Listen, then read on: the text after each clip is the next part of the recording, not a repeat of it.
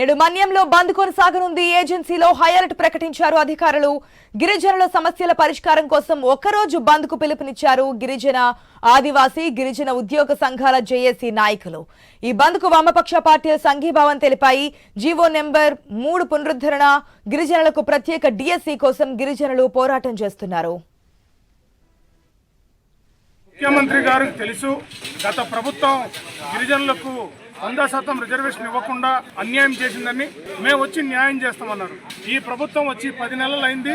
ఈ 10 నెలల కాలంలో కూడా ఈ రాష్ట్ర ప్రభుత్వం గిరిజనులకు అన్యాయం చేసి చర్యలు తీసుకుంది. మెగా డిఎస్సీ ముఖ్యమంత్రి చంద్రబాబు నాయుడు గారు పుట్టినరోజు కానుకగా ప్రకటించిన మెగా డిఎస్సీ ఈరోజు గిరిజనులకు శాపంగా మారింది. ఈరోజు గిరిజనుల పట్ల సవతి తల్లి ప్రేమను రాష్ట్ర ప్రభుత్వం ప్రదర్శిస్తుంది.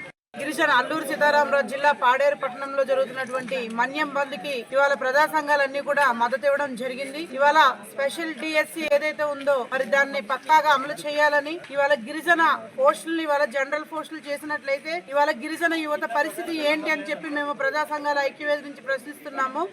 ఈ రోజుకే ఉద్యోగ అవకాశాలు లేక, ఉపాధి అవకాశాలు లేక వందలాది మంది గిరిజనులు వలసబాట పడుతున్నటువంటి పరిస్థితి మనం అందరం కూడా చూస్తున్నాము.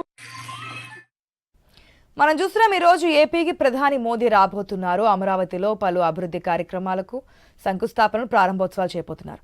అట్ ద సేమ్ టైం మన్యంలో బంద్ ప్రకటించారు. ఎందుకంటే ఏజెన్సీ వాసులకి డిఎస్సీలో వారి వాటా వారికి ఇవ్వాలి, జీవో నెంబర్ 3 పునరుద్ధరణ, కొన్ని డిమాండ్లు అయితే వారు బయటపడడం జరిగింది. గత ప్రభుత్వం ఉన్నప్పుడు హామీ ఇచ్చారు, ఇప్పుడు మీరు గవర్నమెంట్ ఫామ్ చేశారు, సో మిమ్మల్ని నమ్మి ఓటేసాము, ఏం చేస్తున్నారు, మాకు న్యాయం జరగాలి అంటూ కూడా వారి రోజు బంద్ ప్రకటించినటువంటి సిచ్యువేషన్ మరి ఏ విధంగా ఉంది, అక్కడ కండిషన్, అదేవిధంగా భద్రతకు సంబంధించిన డీటెయిల్స్ తెలుసుకుందాం మా ప్రతినిధి రాజు ద్వారా. గుడ్ మార్నింగ్ రాజు. ప్రజెంట్ మన్యం బంద్కి అయితే పిలుపునిచ్చారు. ఉద్యోగ సంఘాలు చేసి కూడా దానికి మద్దతు తెలిపినట్టు తెలుస్తోంది. డీటెయిల్స్ ఏంటి, అక్కడ హై అలర్ట్ ప్రకటించినట్టు తెలుస్తోంది కదా? Good morning sir. ఏదైతే అల్లూరు సీతారామరాజు మన్యం జిల్లాలో ఈ రోజు మన్యం బంద్కైతే పిలుపునిచ్చింది ఆదివాసీ గిరిజన సంఘం. దీని నేపథ్యంలో వీళ్ళకి మద్దతుగా కూడా ఉద్యోగ సంఘాలు, ఉపాధ్యాయ సంఘాలతో పాటు స్థానిక వ్యాపారులు కూడా, గిరిజన వ్యాపారులు కూడా ఈ బంద్కైతే ఈ రోజు సహకరిస్తున్నారు. స్వచ్ఛందంగా బంద్లోకి అయితే వెళ్తున్న పరిస్థితి ఉంది. ఈ నేపథ్యంలో మరోవైపు రాష్ట్రంలోనికి ప్రధానమంత్రి నరేంద్ర మోడీ వస్తున్న నేపథ్యంలో తమ సమస్యలు నరేంద్ర మోడీ దృష్టికి వెళ్లడం కోసమే ప్రధాన లక్ష్యంగా ఈ రోజు అయితే బంద్కు పిలుపునివ్వడం జరిగింది. ఈ నేపథ్యంలో ఈ రోజు తెల్లవారుజాము నుంచి కూడా ఏజెన్సీ అంతా కూడా ప్రశాంతంగా మారిపోయింది. రోడ్లన్నీ ఖాళీగా ఉన్నాయి. ఎలాంటి రవాణా సౌకర్యాలకి కూడా లేకుండా పూర్తిగా బంద్ అయితే పాటిస్తున్న పరిస్థితి కనిపిస్తుంది. ముఖ్యంగా ప్రధానంగా ఆదివాసీ సంఘాలు, గిరిజనుల సంఘాలు డిమాండ్ చేస్తున్న డిమాండ్లు ఒకసారి పరిశీలిస్తే, ఈ ఇటీవల చంద్రబాబు నాయుడు బర్త్డే స్పెషల్ అంటూ మెగా డిఎస్సీ ప్రకటించింది. కానీ అందులో పూర్తిగా గిరిజనులకు అన్యాయం జరిగిందని చెప్పి గిరిజనులు అయితే ఆవేదన వ్యక్తం చేస్తున్నారు.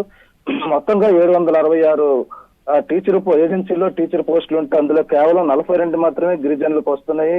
మిగతా వాళ్ళకైతే 724 పోస్టులు వస్తున్నాయి. ఇది ఎక్కడ న్యాయం అంటూ కూడా ఆవేదన వ్యక్తం చేస్తున్నారు. దీంతో పాటు ఏజెన్సీలో 100% ఉద్యోగాలు గిరిజన యువతలకే ఇవ్వాలి, గిరిజనులకే హక్కు దక్కాలి అంటూ కూడా వాళ్ళ డిమాండ్ ప్రధానంగా వినిపిస్తుంది. దీంతో పాటు గతంలో రద్దు చేసినటువంటి జీవో నెంబర్ 3 ఏదైతే ఉందో దాన్ని పునరుద్ధరించాలని కూడా డిమాండ్ చేస్తూ ఈ రోజు అయితే బంద్కు పిలుపునివ్వడం జరిగింది. దీంతో పాటు కేవలం గిరిజనులకే డిఎస్సీ పోస్టులు ప్రకటించి స్పెషల్ డిఎస్సీని ప్రకటించాలని కూడా డిమాండ్ చేస్తున్న పరిస్థితి కనిపిస్తుంది. ఇలాంటి పరిస్థితుల్లో ప్రధానమంత్రి దృష్టికి తమ సమస్యలు తీసుకువెళ్తే తక్షణమే సమస్యల పరిష్కారానికి అవకాశం ఉంటుంది అని చెప్పి ఒక ఉద్దేశంతో అయితే ఈ రోజు బంద్కు పిలుపునిచ్చిన నేపథ్యంలో ఉత్తరాంధ్ర వ్యాప్తంగా కూడా అల్లూరు సీతారామరాజు, పార్వతీపురం, మన్యం జిల్లాతో పాటు శ్రీకాకుళం జిల్లాలో ఉన్నటువంటి ఏజెన్సీ ప్రాంతాలన్నింటిలో కూడా ఈ రోజు బంద్ అయితే ప్రశాంతంగా కొనసాగుతుంది. మరోవైపు ఎక్కడా ఎలాంటి అవాంఛనీయ సంఘటనలు కానీ, అల్లర్లు కానీ జరగకుండా పోలీస్ బందోబస్తు కూడా పూర్తిగా ఏర్పాటు చేయడం జరిగింది. నిన్న సాయంత్రం నుంచే ఏజెన్సీ ప్రాంతాల్లో పోలీస్ బలగాలు అయితే మోహరించడం జరిగింది. మరోవైపు ప్రధానమంత్రి అయితే రాష్ట్రానికి ప్రతిష్టాత్మకంగా తీసుకున్నటువంటి ఈ రోజు అమరావతిలో అభివృద్ధి కార్యక్రమాలకి ప్రధానమంత్రి వస్తున్న నేపథ్యంలో ఈ బంద్ లో ఎలాంటి అల్లర్లు కానీ, ర్యాలీలు కానీ జరగకుండా, లేదంటే అవాంఛనీయ సంఘటనలు జరగకుండా కూడా పోలీసులు కూడా పటిష్టమైనటువంటి బందోబస్తు ఏర్పాట్లు చేయడంతో పాటు గిరిజన, ఉపాధ్యాయ, ఉద్యోగ సంఘాలతో పాటు స్థానిక వ్యాపారులు, గిరిజన యువత, నిరుద్యోగ సంఘాలు, ఆదివాసీ గిరిజన సంఘాలతో పాటు వామపక్ష పార్టీలకు చెందినటువంటి నాయకులు, కార్యకర్తలందరూ కూడా పూర్తిగా స్వచ్ఛందంగా ఈ రోజైతే బంద్కు పిలుపునివ్వడం. దీంతో ప్రస్తుతానికైతే వాతావరణం అంతా కూడా చాలా ప్రశాంతంగా ఏజెన్సీలో కామ్ గా ఉన్న పరిస్థితులు ఉన్నాయి. ఇక రవాణా సౌకర్యానికి సంబంధించి ఆర్టీసీ బస్సులు అయితే డిపోలకే పరిమితం అవడం జరిగింది. ఎందుకంటే ఈ సందర్భంలో రోడ్ల మీదకి వచ్చిన నేపథ్యంలో బస్సులు దెబ్బతినే అవకాశం ఉంది. ఎవరైతే ర్యాలీలు గట్ట చేపట్టి రోడ్ల మీదకి వస్తున్నటువంటి గిరిజనులు ఉన్నారో వాళ్ళు ఉద్రేకతో చెలరేగి బస్సులకి డ్యామేజ్ అయ్యే అవకాశాలు కూడా ఉన్న నేపథ్యంలో బస్సులు కూడా డిపోలకే పరిమితం చేయడం జరిగింది. మొత్తానికి చూసుకుంటే ఈ రోజు చేపట్టినటువంటి బంద్ అయితే ప్రస్తుతం ప్రశాంతంగా కొనసాగుతుందని చెప్పుకోవచ్చు. Right Raju, thanks for the update.